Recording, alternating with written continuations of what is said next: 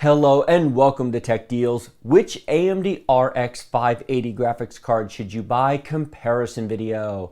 You should watch this video if either A, you want a general overview of the RX 580 card in general, or B, you've decided to buy an RX 580 card but you're not sure which one to buy. Should you buy a reference blower style, a dual fan, a triple fan? Doesn't make any difference. House performance, house temperature and heat. How is overclocking? I'm going to cover all that in this video. Now I do have 5 different cards on the desk and I'll talk about these. I'll also talk about the RX 580 in general, what kind of computer it should be installed in, how well it overclocks, what kind of games it plays, at what resolution and what frame rate, and yes, there will be benchmarks later in this video. And then finally, I'll have some specific recommendations based upon my experience of testing a lot of graphics cards on what I think the deal on the market is. First, a quick overview and a look at what the RX 580 is in general. The RX 580 is, in June of 2017, the premier top-end graphics card that AMD currently sells.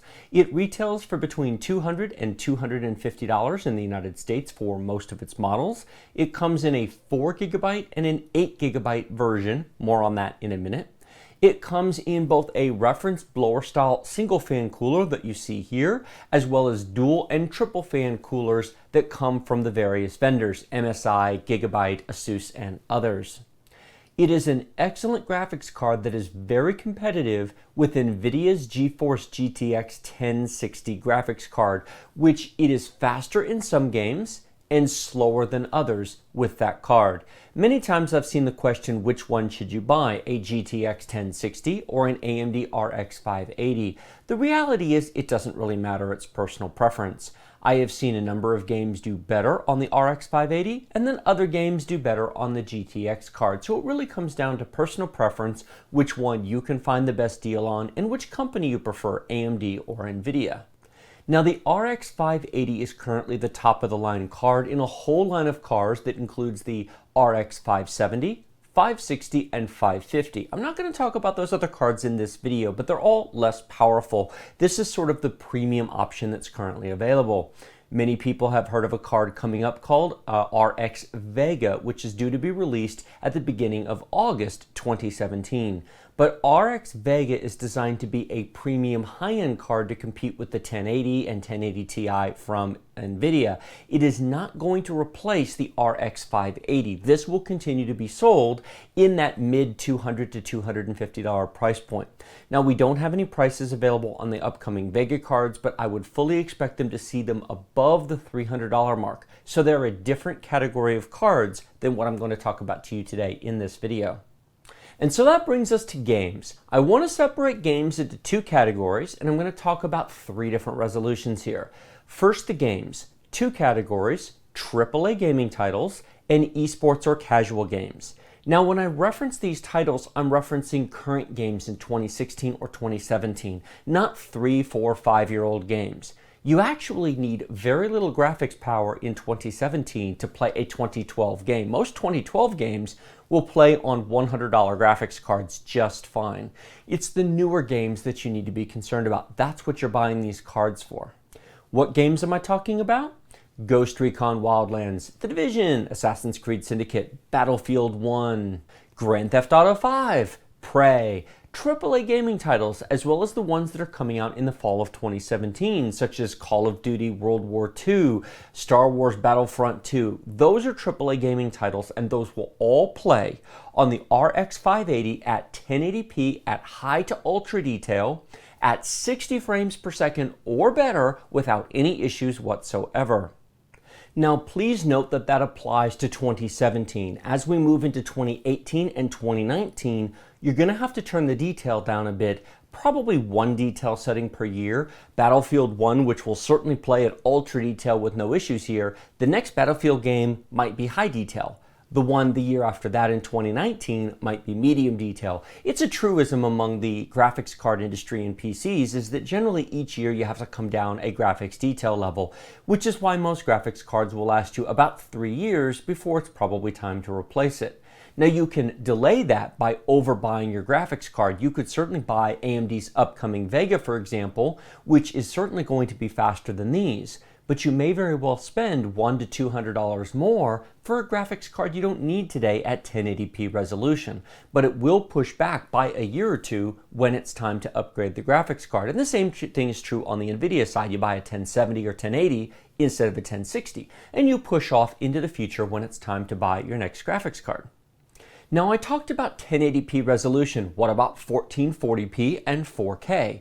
The RX 580 is not principally a 1440p graphics card. Sorry, AMD, no matter what your marketing materials say. Sure, Grand Theft Auto 5 runs great at 1440p on these cards. Battlefield 1 even plays very well because it's a very well optimized game. Good job, EA. You don't usually do that, but you did in the case of Battlefield 1. Ghost Recon Wildlands, Assassin's Creed Syndicate, Prey, Mass Effect Andromeda, not so much. 1440p is really a bit outside the performance level of these cards. Either AMD's upcoming Vega or a GTX 1070 or 1080 is where 1440p should be at. For AAA games, in my opinion, the RX 580 is about the perfect 1080p gaming card in 2017. Now that's AAA games. What about eSports titles and casual games? Do you want to play League of Legends, Dota 2, Counter-Strike Global Offensive, World of Tanks, World of Warship, Heroes of the Storm, Overwatch, Minecraft? You don't need an RX 580, certainly not for 1080p. All of those games will play just fine on the baby brother of this card, which is the RX 560. In fact, you can see one of the boxes right back there. I will have a full review of those coming up soon as well. The RX 560 starts at about $100 and depending upon the model goes up to $120 or $130. In other words, it is half the price of these cards. It's also half the performance. It's exactly half of the shader core, half of the compute power of these cards. But for those kind of games, you don't need this much power to play at 1080p, 60 plus frames per second with no issues whatsoever, unless you want to play at 1440p or 4K. If you're interested in playing Overwatch, World of Tanks, if you want to play those kind of games at 1440p, especially 1440p ultra wide, or 4K resolution, I would buy an RX 580 or at least an RX 570, which will also be covered in a separate video. But for 1080p gaming, this card is completely, totally overkill for those kinds of games. So 1080p AAA gaming, 1440p to 4K resolution for esports and casual games. Otherwise, if you're at 1080p on those, just get an RX 560 and save yourself a whole bunch of money. One quick note on 1080p gaming for esports titles. If you want to run 3 monitors in ultra widescreen AMD's Eyefinity, in other words, you want to be able to stretch your game across 3 1080p screens, then yes, you do want an RX 580. While the 560 will do it, you really want a 580 because 3 1080p screens is actually 75% of the resolution of 4K. It's higher than 1440p, and you do want this kind of card for that. So if you're interested in triple monitor gaming, RX 580, even 3 1080p monitors. But if it's only a single 1080p monitor for esports, then get the 560. So great, you've decided to buy an RX 580. Now you just have to figure out which one to buy. There are so many different models on the market. 1 fan, 2 fans, 3 fans. Each company even makes multiple models. For example, you have the Armor card from MSI, and then you have the Gaming X, which as you can see here is noticeably larger than the Armor card. Does it make a difference? Should you get a blower style? Should you get a triple fan? Is it faster? That's why I have multiple cards. That's why I've tested them. Here's the short answer. From a performance point of view, it does not make a noticeable difference which card you buy. The base reference card and the fastest factory overclock card are a couple of frames per second difference in performance. There is no serious difference in performance between these cards, and let me please note, even this lowly reference card can be overclocked because they're all unlocked with a simple one-click setting in the MSI Afterburner software to run at the higher speeds of these cards. So you can adjust the speeds of the cards. Primarily, it's a market separation issue between the companies. They make products at different price points and sell them at those speeds. But the reality is the actual chip between all of these cards is basically the same. So you're getting the same performance, you're getting the same core, it's just shipped at different clock speeds. But the speeds are not as different as you'd think. The slowest card here is the reference card, which clocks at 1340 megahertz. The fastest card here is the Gigabyte Aurora's card, which is 1425. It may sound like a lot of clock speed difference, but it isn't. Just to put that into perspective, there is a 6% clock speed difference between the base reference design and this very highly overclocked card that comes from the factory. Now, there are other differences, which I'll get to in a minute, but from a performance point of view, 6% works out to 3 frames per second at 50 frames per second, or about 4.5 frames per second at 60 frames a second, assuming that all other factors are not in the way. When you overclock the card from 1340 to 1425, nothing else in your computer is getting faster. Your CPU, your main system RAM, even the VRAM on the cards isn't changing in speed. Your storage performance, nothing else is changing except that one number. So you don't actually get 6% frames difference. Usually you get somewhere between 50 to 75% if you're playing a graphics-bound game. So the truth of the matter is you're looking at between a 2 to 4 frame per second difference between a base level card and a high-end factory overclocked card. And this can be overclocked to at least this performance level, assuming you don't mind the noise of the fan. Now that leads us to the real difference between these cards, temperature and noise. The larger cards with larger coolers are going to be cooler than the smaller cards with smaller coolers. In fact, that frankly is the biggest single difference between the Armor cards from MSI and the Gaming X cards. Same chip, and the clock speed is not that difference between the cards. It's 1380 for the Gaming X versus 1366 for the Armor OC. That is an insignificant difference that you will never ever notice outside of maybe benchmarks, and even benchmarks aren't going to show much of a difference between those two clock speeds. It's only 14 megahertz apart. However, look at the size of this card and look at the size of this card. Look at the size of the fans. The fans on the Gaming X can turn slower to move the same volume of air than the Armor OC cards, and it has a larger heatsink. It weighs more. It physically weighs more. There's more metal in the heatsink. So if the price is the same, would I buy a Gaming X over an Armor OC? Absolutely. All day long, no question in my mind.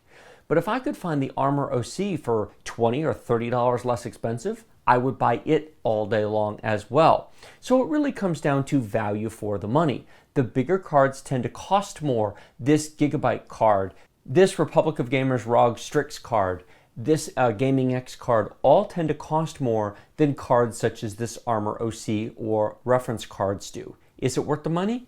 That's a personal choice. You will get a few degrees cooler temperature. You will get a couple of decibels less noise just due to the size of the cooler and the efficiency. You also have the potential of a slightly higher overclock. Please let me assure you that the smaller cards are not loud if you run them at the out-of-the-box speeds. They can only become loud if you try to overclock them to, say, the speeds of the top-end cards, 1425 megahertz, for example, but as they come, they're very, very quiet. Let me briefly mention the cards which are not here. Sapphire, XFX, Power Color, and a few other brands. Are any of them any good? Absolutely. I have nothing wrong with any of those cards. It is a personal preference, a style, a design of the cooler. Color, looks, price, and availability are very important. Buy the one that you like the look of. I see many times people will ask on Twitter or in the comments below videos or on forum boards, but which one's the best or which one should I buy? Buy whichever one you like because it doesn't really matter.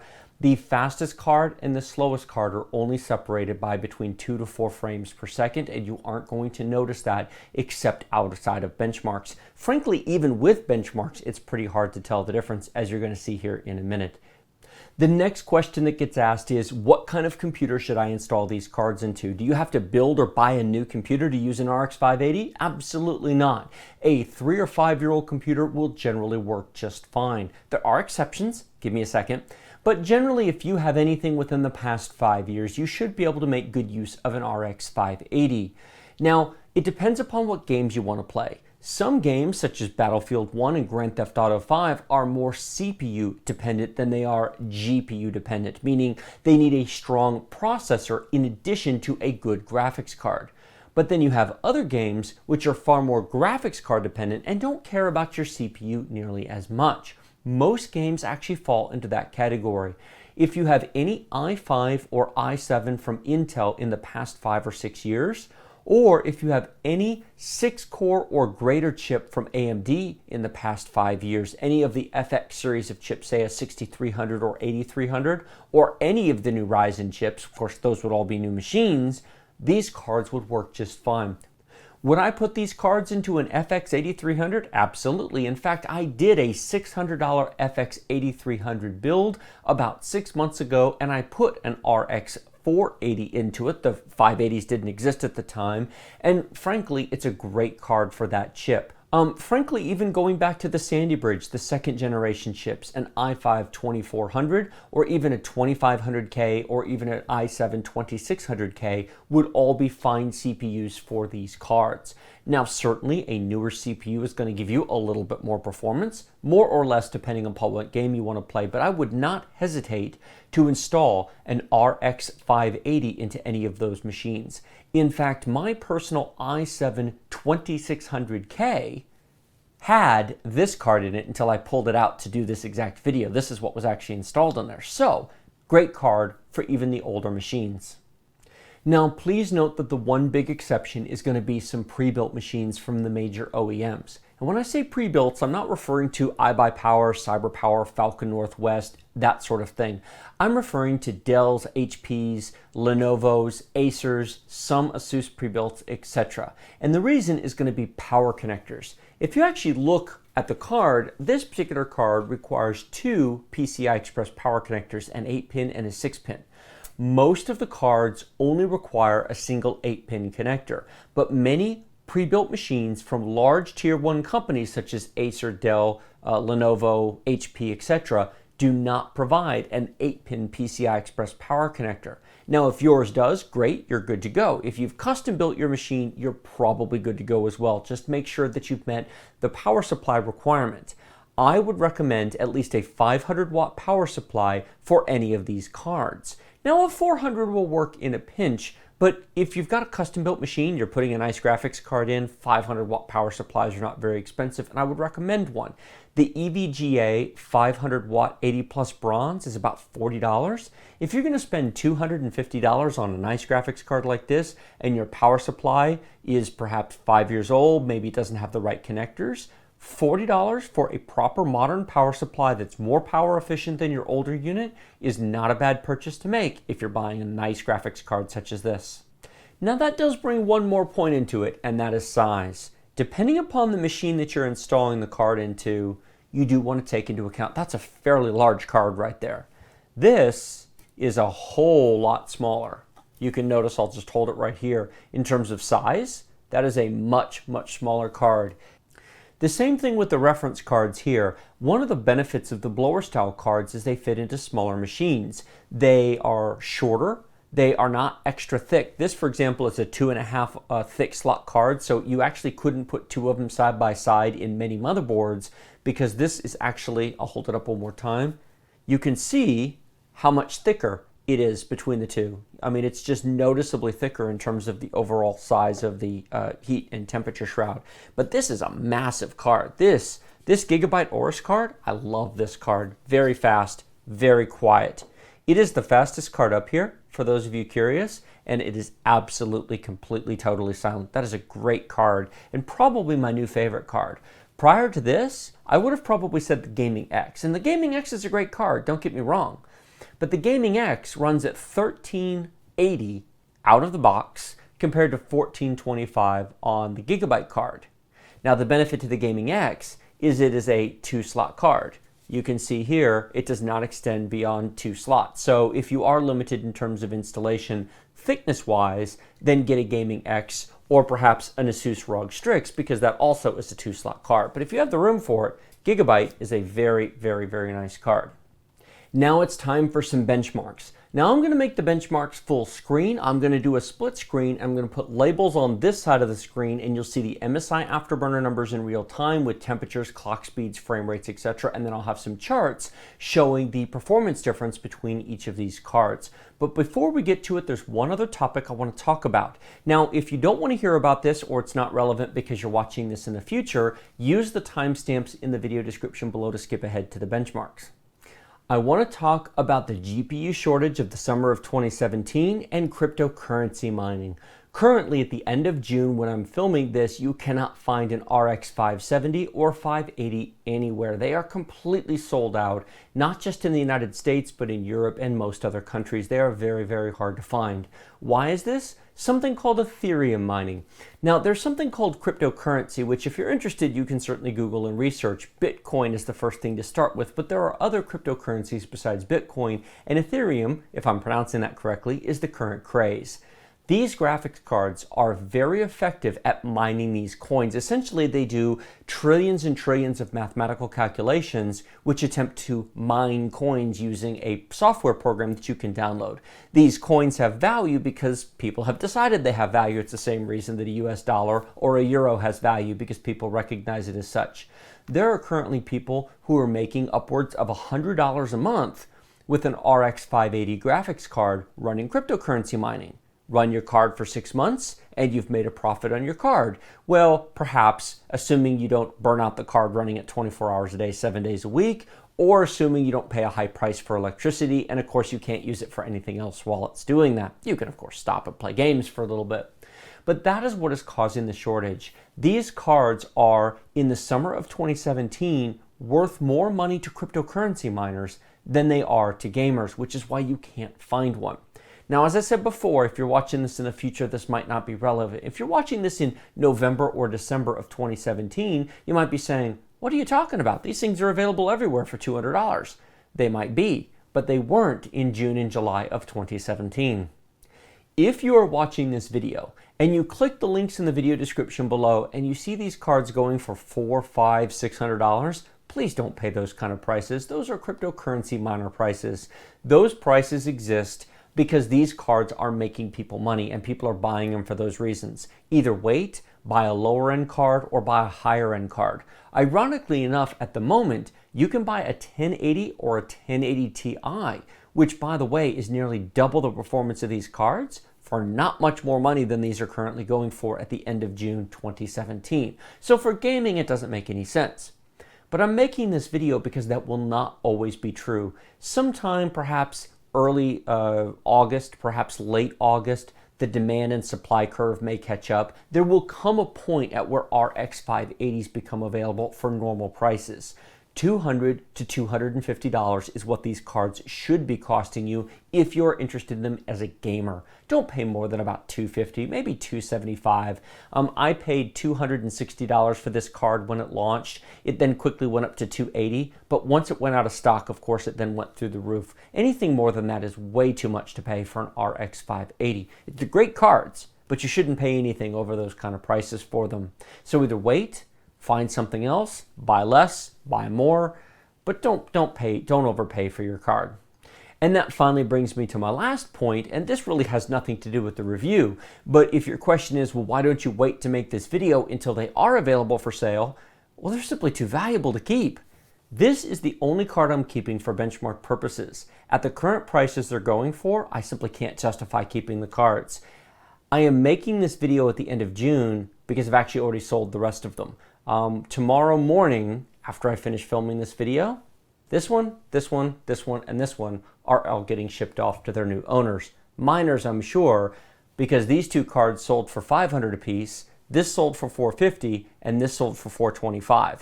And that's just crazy money. I can't turn down those kind of prices. I bought all of these cards, by the way. None of these were free samples, and at those prices, I can afford to buy more hardware to review for all of you. So I'm keeping one, selling the others at the crazy cryptocurrency mining prices, and I'm making this video because at some point in the future, it will become relevant to gamers again when these come back in stock, when the supply-demand curve, when they've made enough cards, when the mining craze has died down. I don't know when it's going to be. It could be the end of July. It could be the end of August. Could be the end of September for all I know. But at some point this year, these cards will come back in stock at normal prices. And when they do, then I would recommend buying one. Okay, enough talking. Let's go take a look at the benchmarks. I am testing 2 different games on 4 different cards. I will repeat these results here so that you can watch them again without having to rewind the video. We have 3 different RX 580s and a single RX 480 for comparison purposes. The RX 480 is a reference blower card. I pulled this out of the $720 CyberPower PC I previously reviewed. It shows you the difference in performance between a base clocked 480 and these 3 factory overclocked RX 580s. If you take a look at the first line of each of the runs, you'll see the graphics chip itself, you'll see the temperature it's running at, the percentage of fan speed, the rated RPM the fan is turning, and then the clock speed it's running at. You'll see that the reference card is bouncing around a bit in speed. This has a 6-pin PCI Express power connector, and I've noticed that the 6-pin RX 480s run slower than the 8-pin 480s do. None of the RX 580s, to the best of my knowledge, have a 6-pin, so this really isn't an issue anymore. This is an older card. Now, the ROG Strix you'll see is at 1360 megahertz, the MSI Gaming X is at 1380, and the Gigabyte Aorus XTR is at 1425. Please note that there are multiple versions of the Gigabyte Aorus card. This is the best one, the top-end XTR card.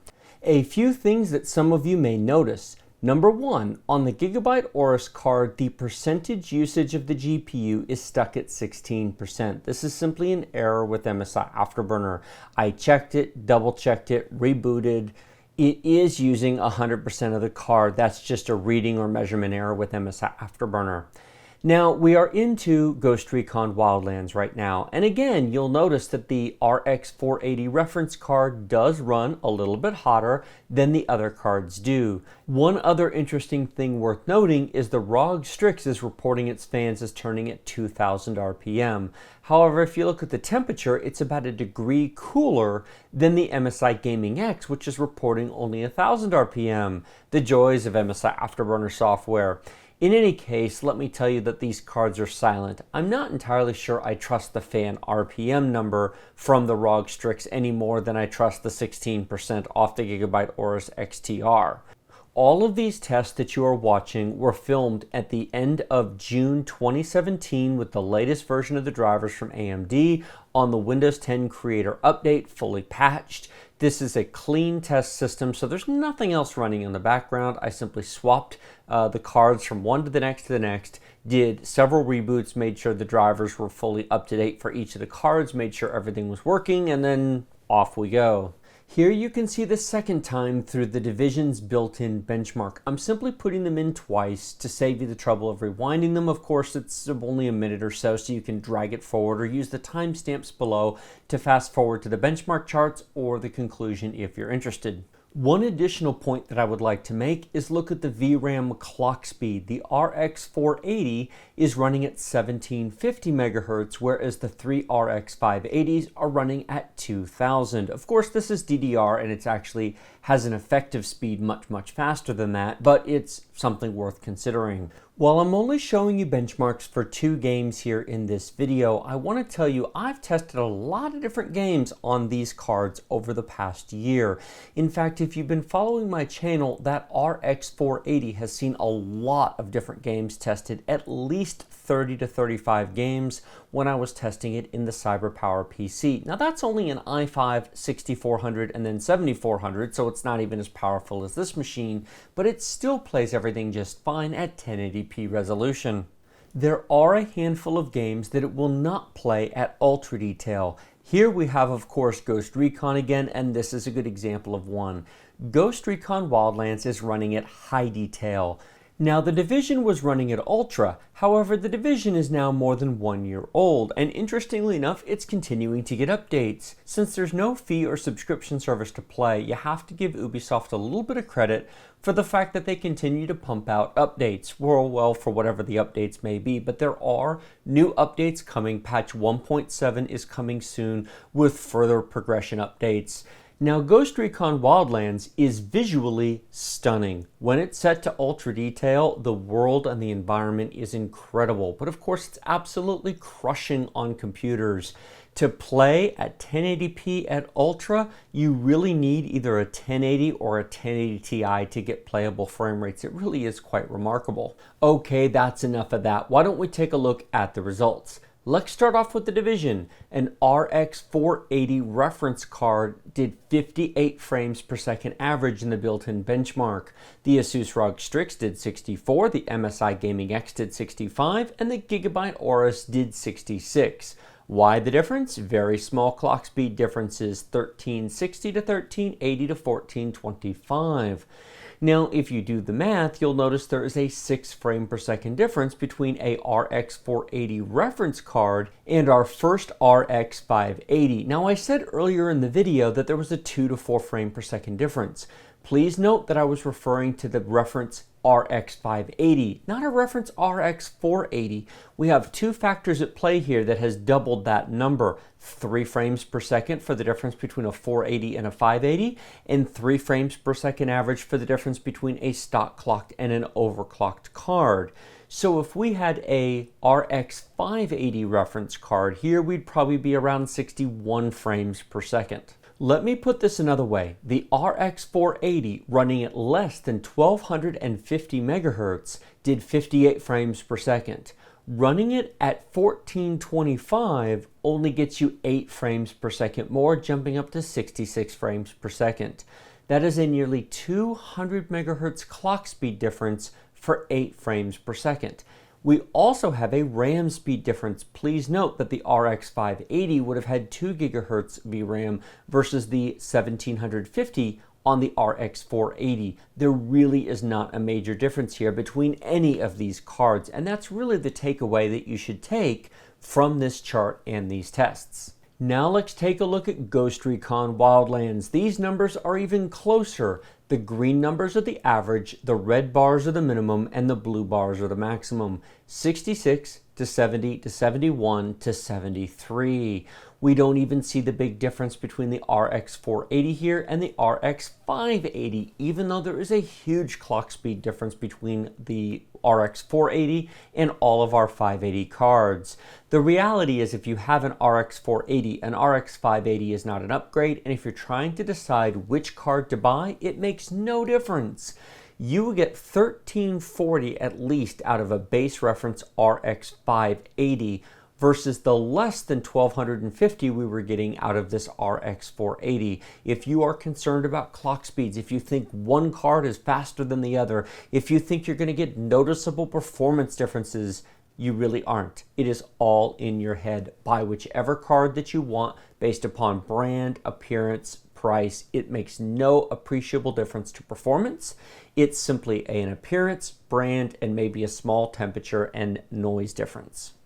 And so there you have the benchmark results. This has been the Which RX 580 graphics card should you buy video. Like this video if you like it, share it with your friends if you loved it. Remember to subscribe to my channel with that big huge red button directly below, and be sure to click the bell button next to the subscribe button to be notified of all the future videos. If you don't click that bell, then YouTube will not send you out most of the video notifications. Finally, leave your comments in the comment section below, and please check that video description. Links to Amazon and Newegg for all the RX 580 cards is going to be down there, such as it is when this video will be published.